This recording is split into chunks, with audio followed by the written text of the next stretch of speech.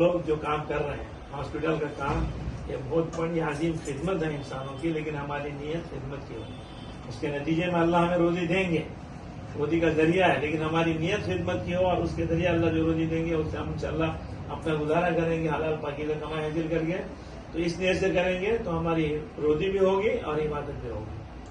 پھر باقی مریضوں کی خدمت یہ عین عبادت ہے، اور خدمت کے ساتھ ساتھ اپنے آدمی ضروریات بھی اس پہ تکلیف پوری کرنا چاہیے۔ ہمارا جذبہ اور کوشش یہ ہونی ہے، آنے والے آدمی ہر قسم کے ہوتے ہیں، ایک دم مخلوق الحال غریب اور نادار بھی ہوتا ہے، متوسط طبقے کا بھی ہوتا ہے، مالدار اور پیسے والا بھی ہوتا ہے۔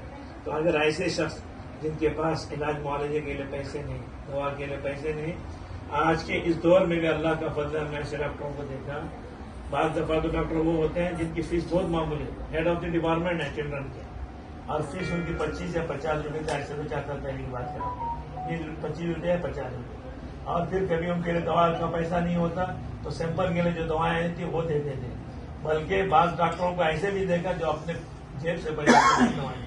تو لوگوں کی کیٹیگریز کے اعتبار سے اگر غریب ایسے لوگ آ جائیں تو ہماری کوشش ہے کہ ان کی خدمت ہم کریں گے، ان کی جو دعا ملے گی نا ہمیں یہاں برکت ہو جائے گی۔ تو اس طرح سے پیسے والے ہیں ان سے پیسہ لیجیے، معقول جو فیس لیتے ہیں لیجیے، اس میں کوئی حرج نہیں، لیکن کبھی ایسے لوگ آ جائیں جن کا حال ہم کو دیکھ کر معلوم پڑتا ہے، تو ایسے لوگوں کی خدمت جو ہوتی ہے، یہ خدمت جو ہوتی ہے اللہ کو بہت پسند ہے، اور اس کے نتیجے میں اللہ تعالیٰ ہماری ضروریات کو پورا کر دیتے ہیں۔ وہ کام جو ہم نہیں کر پا رہے تھے، پریشان ہو رہے تھے، تو بعض لوگوں کی، غریبوں کی اور مخلوق حالوں کی دعائیں ہمیں کام آتی ہیں۔ ایک بڑے بادشاہ گزرے ہیں، تیمور لنگ، نام سنا ہوگا آپ لوگوں نے، اس کے بارے میں آتا ہے کہ وہ بہت زیادہ غریبوں اور محتاجوں اور فقیروں کا خیال رکھتا تھا، ان پر بھی ایک وافر مقدار میں پیسے خرچ کرتا تھا۔ تو ان کے وزیر نے ان سے کہا آپ اپنی فوج کو درست کیجئے، ان کو پیسہ دیجیے، ان کے پیچھے کیا پڑے ہیں؟ تو بادشاہ نے ان کو جواب دیا، دیکھو ان فقیروں اور غریبوں کی مدد اور ان کی دعاؤں سے میری حکومت قائم ہے، اللہ میری مدد کر رہا ہے۔ تو ایسے بھی لوگ گزرے ہیں۔ بہرحال یہ علاج اور دوا علاج ایک بہت بڑی عبادت ہے، یہ معمولی نہیں ہے۔ انسان جس کو تکلیف ہے، پریشانی ہے، اس کے دکھ میں آپ کام آ رہے ہیں، بڑی خدمت ہے، خدمت کے جذبے سے کریں، اللہ تعالیٰ اس میں خیر اور برکت بھی دیں گے اور ہر طرح کی راحت اور سکون بھی ملے گا۔ اللہ تعالیٰ آپ کے عزائم میں پختگی بھی دے، آپ جو کام آپ کر رہے ہیں اللہ تعالیٰ اس کو اور ترقی دے کر لوگوں کی سہولت بھی ہو اور لوگ جو ہے آئیں مطمئن ہو کر جائیں۔ دیکھیے دانت دیکھنے میں معمولی چیز لگ رہی ہے، لیکن دانت نہ ہو تو ان سے پوچھئے کھانے کا مزہ کیسے آتا ہے؟ دانت ہی سے ساری چیزوں کا ٹیسٹ ملے گا، ورنہ آپ کو ساری چیزیں جوس کر کے دینی پڑیں گی، چبا نہیں پائیں گے۔ تو گوشت جو چبا کے ہم کھاتے ہیں، چاول جو چبا کے ہم نگلتے ہیں، اس میں ایک تو ٹیسٹ بھی ہوتا ہے، دوسرے ہاضمے کی قوت بھی اس میں بڑھتی ہے۔ اب دانت کے لیے اللہ کی قدرت دیکھی ہے، کبھی ہم لوگوں نے سوچا ہے، آپ لوگ ڈاکٹر ہیں، کبھی آپ نے اس پر غور نہیں کیا ہوگا، میرے خیال میں آپ نے دیکھا ہوگا گائے ہے، بیل ہے، بکرا ہے، یہ سب دیکھیے، ان کے سامنے آپ گوشت کے ٹکڑے لے جا کے رکھیے، خوب کھائے گا نا بکرا بیل، اور کھائیں گے گوشت؟ کھا سکتے ہیں؟ نہیں کھائیں گے۔ اور شیر کے سامنے لے جا کے آپ ترکاری اور سبزی رکھیے، گھاس خوب کھائے گا، کھائے گا، ایک لات مارے گا ہے۔ تو اللہ کی قدرت ہے کہ جانوروں میں ویرائٹیز ہے، گھاس کھانے والے، سبزی کھانے والے جانور الگ، گوشت کھانے والے الگ، اور انسانوں کو اللہ نے دیکھے کیا کیا، گھاس بھی کھاتا ہے، ترکاری بھی، سبزی بھی، گوشت بھی۔ تو اللہ نے کہا لقد خلقنا الانسان فی احسن تقویم، سب سے بہترین سانچے میں ہم نے انسان کو ڈالا۔ انسان کو اللہ نے ہر چیز پر افضل ہم کو بنا دیا۔ تو اللہ تعالیٰ نے ہمارے دانت کا نظام کیسے بنایا ہے؟ آپ گائے بیل کے جانوروں کی جو جانور گھاس کھاتے ہیں ان کے دانت دیکھیے، یہ چپٹے دانت آپ کے سامنے ہے نا، اس کو سنایا یہ چپٹے دانت جو ہے جانوروں کے، گائے کے دیکھیے پورے دانت ایسے ہوں گے، وہ کیا کبھی پورے دانت ایسے، جو گھاس کھاتی ہے گوشت نہیں کھا سکتے۔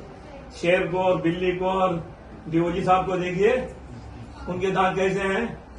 پورے نوکیلے ہیں، نوک کے، اس کو انیاب کہتے ہیں عربی میں، انیاب بولتے ہیں، اس کو سنایا بولتے ہیں عربی میں۔ یہ نوکیلے دانت ہمارے 4 دانت کے بعد دیکھیے، ادھر ایک ادھر ایک ہے۔ گوشت کھانے کے لیے اللہ تعالیٰ نے یہ دانت دیے، گھاس کھانے ترکاری کھانے کے لیے دیے، چبانے کے لیے ادھر کو تواہن بولتے ہیں، اس کو تواہن مانی چکی کے پیسنے کے لیے جو چیزیں ہم لوگ کھاتے ہیں۔ تو اللہ نے ہمارے دانتوں میں کیسے فیکلٹیز رکھی ہے دیکھتے ہیں۔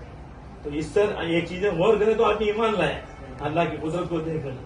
ہم لوگ ساری چیزیں کرتے ہیں، کبھی ان چیزوں پر غور نہیں کرتے۔ تو اللہ نے انسان کو ہر چیز پر افضل کیا، تو ہمارے کھانے میں بھی دیکھیے، جانوروں کے کھانے کے لیے اینیمل فوڈ بولتا ہوں میں، یہ جو ترکاری کا رکھتے ہیں نا کھانے کے لیے وہ اینیمل فوڈ ہے، ہمارا فوڈ وہ ہے۔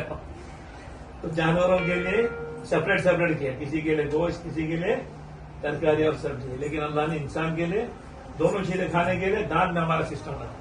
کتنے مہربان اللہ ہے ہمارے، ایک تو یہ، اور پھر دوسرے دیکھیے اللہ تعالیٰ نے حدیث قرآن میں اللہ فرماتے ہیں کیا، وَإِن مِّن شَيْءٍ إِلَّا يُسَبِّحُ بِحَمْدِهِ، کائنات کی ہر چیز اللہ کی پاکی بیان کرتی ہے، چڑیا ہے، جانور ہیں، دوسرے اپنے اپنی بولی میں صبح سویرے دیکھیے چڑیاں جو کھاتی ہیں چاہتی ہیں وہ اللہ کی پاکی بیان کرتی ہیں۔ قرآن کہتا ہے کہ ہر چیز اللہ کی پاکی بیان کرتی ہے، وَلَٰكِن لَا تَفْقَهُونَ تَسْبِيحَهُمْ، لیکن ان کی تسبیح کو تم سمجھ نہیں سکتے، اللہ سب چیزیں جانتے ہیں۔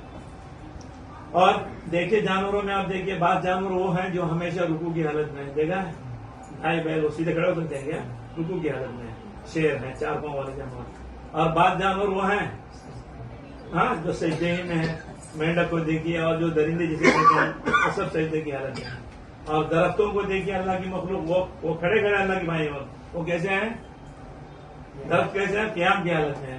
پہاڑوں کو دیکھیے پہاڑ کیسے ہیں، بیٹھے ہوئے، قوت کی حالت میں بیٹھے ہوئے ہیں۔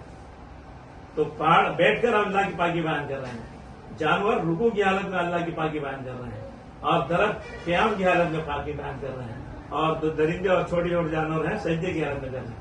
لیکن اللہ نے ہمیں جو نماز دی اس میں ساری مخلوق کا نمونہ آ گیا، نماز میں قیام بھی ہے، رکوع بھی ہے، سجدہ بھی ہے، قوت بھی ہے، بیٹھتے آتے تو نماز بھی ہماری فائد، کھانا بھی ہمارا فائد، کتنے اللہ تعالیٰ ہم پر رحیم ہے، اس اللہ کا شکر ہمیں ہر وقت کرتے رہنا چاہیے۔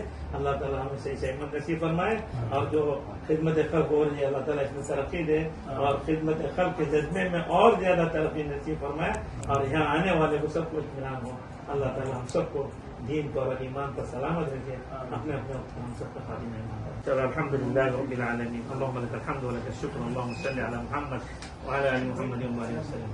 اللهم ربنا آتنا في الدنيا حسنة وفي الآخرة حسنة وقنا عذاب النار، اللهم إنا نسألك العافية في الدنيا والآخرة، اللهم إنا نسألك العفو والعافية والمعافاة الدائمة في ديننا ودنيانا وأهلنا ومالنا، اللهم استر عوراتنا وامن رواتنا، اللهم استر عوراتنا وامن رواتنا، اللهم احفظنا من بين أيدينا ومن خلفنا وعن أيماننا وعن شمائلنا ومن فوقنا، ونعوذ بعظمتك أن نغتال من تحتنا، يا حي يا قيوم برحمتك نستغيث، أصلح لنا شأننا كله ولا تكلنا إلى أنفسنا طرفة عين۔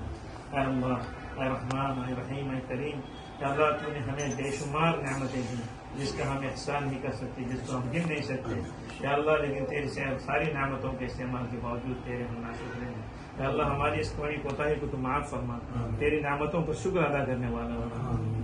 یا اللہ تیری ذات عالی کا یقین اور استحضار نصیب فرما، تیری ذات عالی کی معرفت نصیب فرما، تیری محبت نصیب فرما۔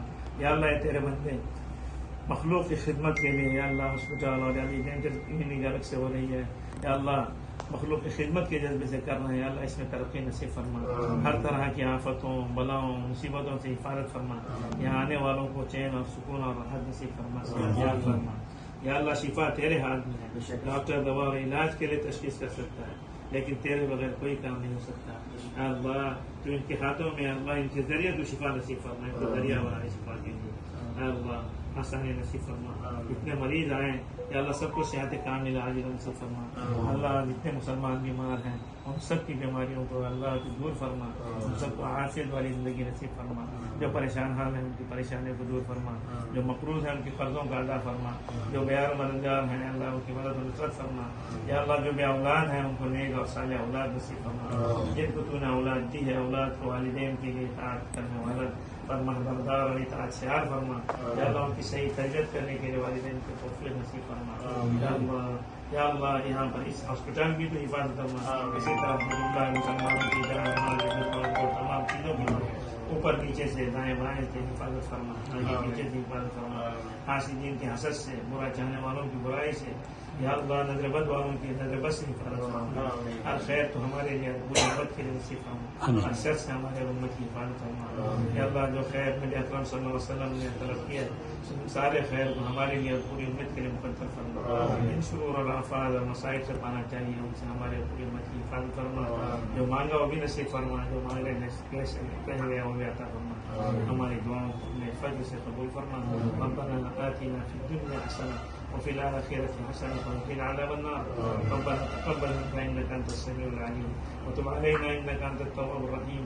وصل اللهم وسلم على محمد وآله وصحبه أجمعين. آمين. سبحان ربك رب العزة عما يصفون وسلام على المرسلين.